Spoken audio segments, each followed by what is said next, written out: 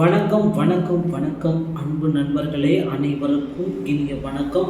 இன்னைக்கு நம்ம இந்த வீடியோவில் அரசியல் வட்டாரங்களில் வந்திருக்க முக்கியமான செய்திகளை பற்றி இந்த வீடியோவில் ஒரு முழுமையான தகவலை பார்க்கலாங்க. திமுகவுடைய அமைச்சர் பெரியசாமி வருமானத்திற்கு அதிகமான சொத்து குவிப்பு வழக்கில் கைது செய்யப்படுவது உறுதி. இதை பற்றி தாங்க இந்த வீடியோவில் நாம் இப்போ பார்க்குறோம். 2013 ஆண்டு முதல் வழக்கு பார்த்திங்கன்னா 10 ஆண்டுகளாக விசாரணை நடைபெற்றதுங்க. இந்த விசாரணையில் சிறப்பு நீதிமன்றத்தின் மூலமாக பல்வேறு வகையான ஆவணங்கள் காட்டிய பிறகு அவர்களுக்கு விடுதலை கிடைச்சிருச்சுங்க.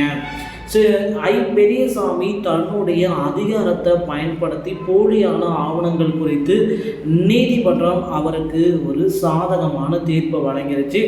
லஞ்ச ஒழிப்புத்துறை மற்றும் வழக்கினுடைய மேல்முறையீடுகள் அனைத்துமே தாக்கல் பண்ணிட்டாங்க. இந்த வழக்கை பார்த்திங்கன்னா மீண்டும் விசாரிக்க ஆரம்பிச்சிட்டாங்க. இந்த வழக்குடைய இறுதி கட்டத்தில் நாம் இருக்கோம். என்ன தீர்ப்பு வழங்குறாங்க அதை பற்றி தாங்க இந்த வீடியோவில் முழுமையாக நாம் இப்போ பார்க்க இருக்கோங்க. திமுகவுடைய அமைச்சர் பெரியசாமி அவருடைய வழக்கில் அவருக்கு சிறை தண்டனை கண்டிப்பாக கிடைப்பது வாய்ப்பு அதிகமாக இருக்குது. அதிகபட்சமான ஒரு அதிர்ச்சியான உத்தரவு. அரசியல் வட்டாரத்தில் இந்த மாதிரி நீங்கள் தகவலை பெறணும்னா நம்ம சேனலை ஒரு சப்ஸ்கிரைப் பண்ணிக்கோங்க. சென்னை உயர்நீதிமன்றத்தில் பெரியசாமி பார்த்திங்கன்னா நீதிபதி ஆனந்த் வெங்கடேஷன் முன்னிலையில் இந்த வழக்கு விசாரணைக்கு வந்ததுங்க.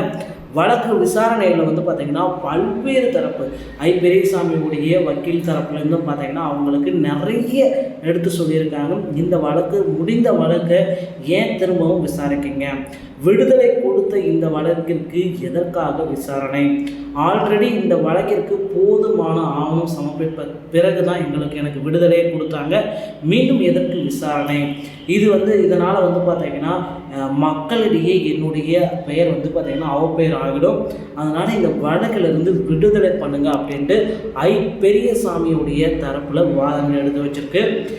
இதற்கு பார்த்திங்கன்னா எதிர்கட்சி பட்சத்தில் பார்த்திங்கன்னா அவர் வாங்கிய டைம், எதிர்கட்சியிலேருந்தே அவர் வாங்கிய டைமில் அந்த லஞ்ச பணம் எங்கே போனது, என்ன ஆனது, எங்கெங்கெல்லாம் முதலீடு ஆனது அப்படின்றத அமலாக்கத்துறை மற்றும் லஞ்ச ஒழிப்புத்துறை உயர்நீதிமன்றத்தில் ஒரு தாக்கல் பண்ணியிருக்காங்க. இரு தரப்பு விவாதங்களையும் வரும் திங்கட்கிழமை பார்த்திங்கன்னா விசாரிக்க போகிறாங்க.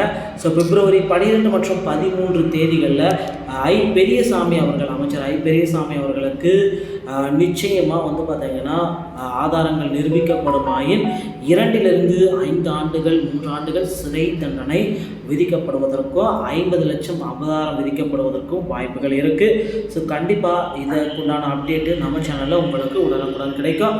இந்த மாதிரி அரசியல் வட்டார தகவல்களை உடனுக்குடன் நீங்கள் பெறணுமா நம்ம சேனலோடு இணைந்திருங்கள். நன்றி, வணக்கம்.